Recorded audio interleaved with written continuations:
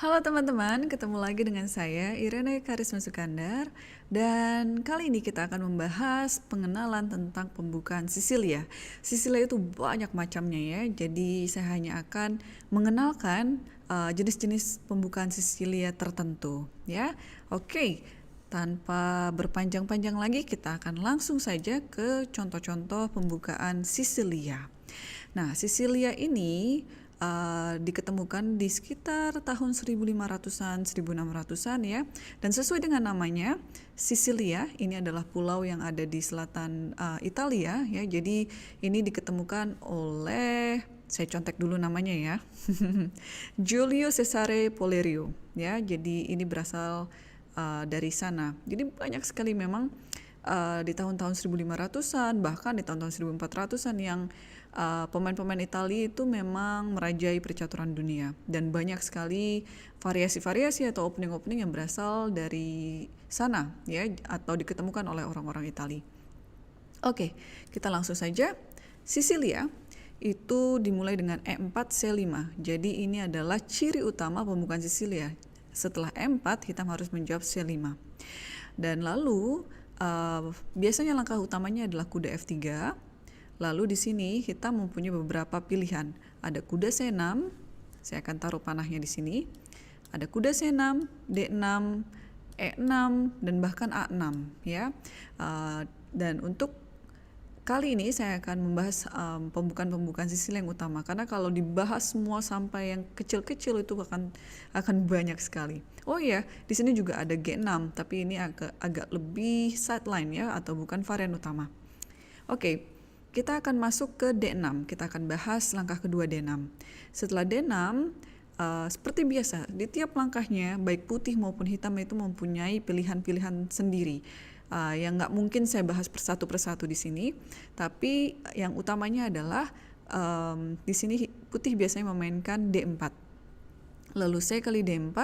Nah, lebih utamanya di sini putih memakannya dengan kuda, walaupun memang ada juga memakannya dengan menteri menjadi Hungarian defense.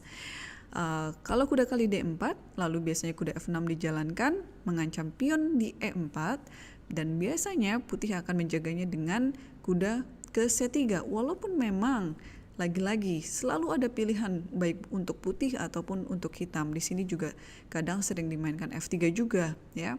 Oke, kita akan ke varian utama yaitu kuda C3. Nah, setelah langkah kelima kuda C3 ini, disinilah cabang yang besar ini akan berada. Jadi kalau di sini hitam memainkan A6, ini akan menjadi salah satu ciri utama dari Sisilia Najdorf. Nah, jadi Sisilia Najdorf ini juga teman-teman ya adalah salah satu opening favorit Garry Kasparov. Kenapa?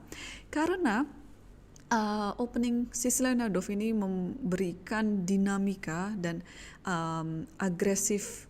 agresivitas yang sangat tinggi untuk pemain hitam. Jadi yang biasanya kalau bermain itu putih lebih unggul, itu memang benar, tapi dengan memakai pembukaan Sisilia Najdorf, ini untuk terutama teman-teman yang mainnya tuh sukanya menyerang ya, ini akan sangat cocok sekali. Dan saya akan rekomendasikan teman-teman kalau teman-teman ingin mempelajari Sisilia Najdorf untuk partai-partai klasik, mungkin teman-teman bisa lihat partai-partai Garry Kasparov, atau kalau mungkin partai-partai yang modern seperti sekarang, MVL atau Maxim Vachier-Lagrave itu sangat bagus sekali dalam bermain Najdorf dan juga Anish Giri ya. Jadi bisa dilihat kedua pemain tersebut kalau ingin bermain Sisilia Najdorf.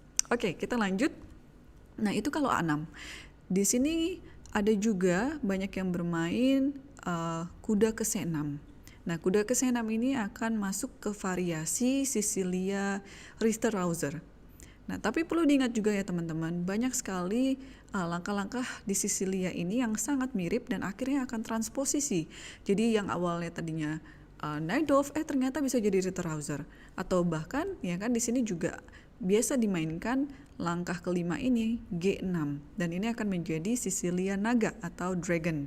Nah, ini juga sewaktu-waktu setelah G6, gajah G7 nanti juga akan ada A6. Jadi penting sekali bagi seorang pemain untuk mengerti, memahami opening-opening lain ya, karena sewaktu-waktu opening-opening tersebut bisa masuk ke opening lain, transposisi seperti yang saya bilang ya, dan kita harus tahu bagaimana menghadapinya dan atau mengantisipasinya. Tuh kan sampai belibet. Oke, itu kalau langkah keduanya D6 ya. Dan seperti yang saya bilang, sebenarnya banyak sekali pilihan hitam ataupun putih, dan tapi saya akan hanya mengcover yang utama. Oke, kita kembali lagi ke langkah kedua. Nah, ini sudah banyak tadi kan panah-panahnya. Sekarang kita lihat kalau kuda ke C6.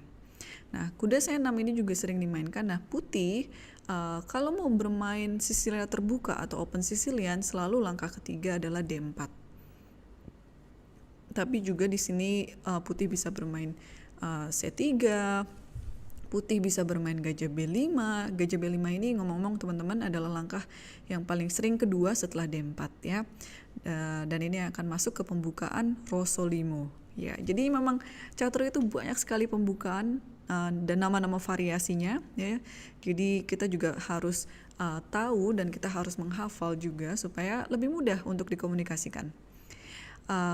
Oke, lalu kita akan ke variasi utama pembukaan Sisilia terbuka yaitu D4 dan C kali D4, kuda kali D4. Nah, di sini hitam mempunyai beberapa pilihan juga. Contohnya kalau misalkan di sini E5, ini akan masuk ke pembukaan bisa ke Kalashnikov atau ke Sveshnikov ya.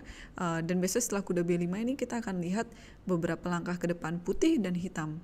Ke pembukaan manakah ini akan masuk. Atau juga ke pembukaan Three Knights Variation ya, 3 kuda itu juga bisa. Nah, lalu kalau misalkan di sini G6 dimainkan, nah seperti yang tadi udah saya tunjukkan, G6 ini adalah ciri-ciri dari pembukaan Sisilia naga, dan kadang-kadang untuk memakai pembukaan Sisilia naga ini bisa dituju dengan berbagai langkah pembuka ya. Jadi contohnya bisa lewat kuda C6 lalu G6, walaupun sekarang tanpa D6 ini jadinya namanya adalah pembukaan Sisilia naga dipercepat ya, jadi accelerated dragon. Ini juga ada lagi teorinya ya. Lalu misalkan di sini hitam menjalankan pion ke E6, ini akan jadi pembukaan Sisilia Taimanov ya. Jadi yang tadi saya sebutkan Kalashnikov, Sveshnikov, Taimanov ya, Naidov, itu adalah nama-nama orang yang mempopulerkan atau menemukan pembukaan-pembukaan tersebut. Jadi salah satu apresiasi kita insan catur adalah menamakan variasi tersebut sesuai dengan nama penemunya. Atau kalau misalkan nama penemunya itu kurang dipastikan, kita akan ambil daerah atau negara di mana pembukaan tersebut atau variasi tersebut ditemukan. Oke, kita lanjut lagi. Di posisi ini yang juga teman-teman lihat, kalau misalkan di sini kuda F6, lalu kuda C3, dan di sini D6, kita kembali lagi ke pembukaan Richter-Rauser ya. Jadi transposisi lagi. Nah, kalau misalkan di sini E5, ini adalah ciri-ciri tadi yang sudah kita lihat juga, pembukaan Sveshnikov ya, di mana kuda akan ke B5 dan lain sebagainya. Atau kuda pun bisa sebenarnya ke B3, walaupun memang kurang bagus, tapi ada variasinya juga. Atau kuda bisa kembali ke F3 ya, dan lain sebagainya. Jadi memang selalu ada pilihan. Nah, lalu kita kembali lagi ke langkah kedua. Jadi di langkah kedua ini banyak sekali. Contohnya kalau misalkan E6, kita akan ke langkah utama ketiga nih sekarang, E6 ya. E6 sekali lagi, D4 ini adalah ciri-ciri pembukaan Sisilia terbuka ya, di mana putih ingin membuka pusat. Lalu C kali D4, kuda kali D4. Nah, kalau di sini dimajukan pion A6, ini adalah ciri-ciri pembukaan Sisilia Kan ya. Jadi dan di sini juga bisa terjadi banyak sekali transposisi. Contohnya akan saya mainkan. Kalau Sisilia Kan itu biasanya seperti kuda C3, menteri C7 dan lain sebagainya. Tapi kalau misalkan kita mau transposisi ke pembukaan lain, contohnya ke D6, di sini gajah ke E2, lalu kuda F6, rokade, gajah ke E7, ini akan masuk lagi ke Sicilia Schwendingen. Ya, jadi contoh-contoh langkah-langkah tersebut memang harus kita ketahui ya, dan kita harus tahu juga variasi-variasi yang bisa mengantar kita ke posisi-posisi yang lebih familiar untuk kita ya. Nah, lalu kita akan kembali lagi ke posisi langkah kedua setelah kuda F3. Jadi kita sudah cover D6, kuda C6, E6. Nah, kalau G6 ini agak masuk ke unusual ya, unusual second move atau langkah kedua yang kurang umum. Nah, ini biasanya pemain-pemain yang seperti yang sudah tadi saya bilang, G6 adalah ciri khas dari pembukaan dragon atau naga. Dan di sini karena belum ada lagi yang keluar, langkah G6 di langkah kedua adalah Hyper Accelerated Dragon. Kalau sebelumnya kita udah kenal Dragon ya, lalu Accelerated Dragon yaitu dragon dipercepat, ini Hyper Accelerated Dragon. Jadi dragon yang dipercepat makin dipercepat lagi ya. Jadi memang selalu ada variasi-variasi nama-nama seperti itu untuk langkah-langkah tertentu.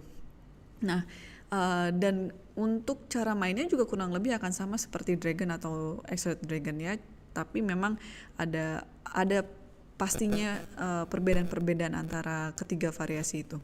Lalu misalkan di sini A6, nah ini juga salah satu langkah Sicilia yang kurang umum juga tapi dimainkan ya.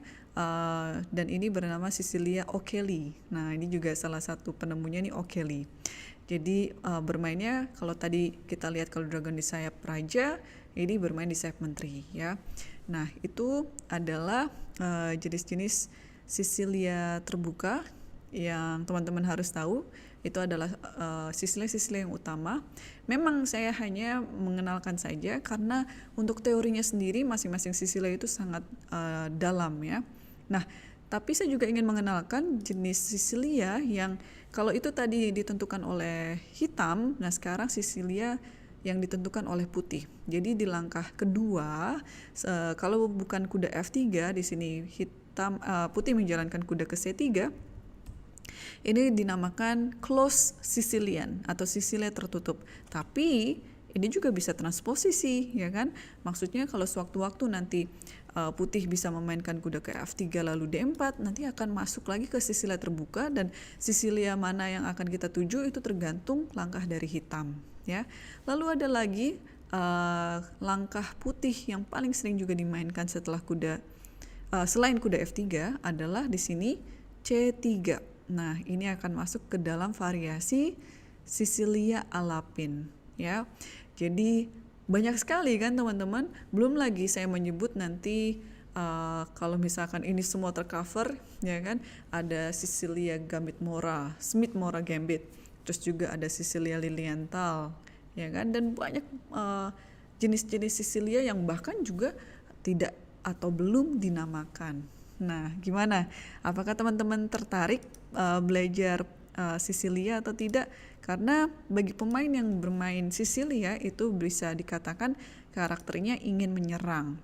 Ya, kalau misalkan bermain E4, E5 itu karakter yang lebih solid ya, lebih mencari aman. Tapi kalau sudah dilihat langkah pertama setelah E4 C5, wah ini berarti mau ngajak perang. Nah ini salah satu opening yang selalu dimainkan dan menjadi pilihan utama untuk pemain hitam jika ingin mencari menang ya. Jadi teman-teman bisa lihat terutama di percaturan elit, kita lihat banyak yang bermain Sicilia jika mereka diharuskan menang atau ingin menang ya, terutama melawan pecatur-pecatur yang ratingnya di bawah mereka. Oke, itu saja dari saya tentang pengenalan dari pembukaan catur Sicilia. Semoga bermanfaat dan sampai ketemu lagi di konten selanjutnya. Bye bye.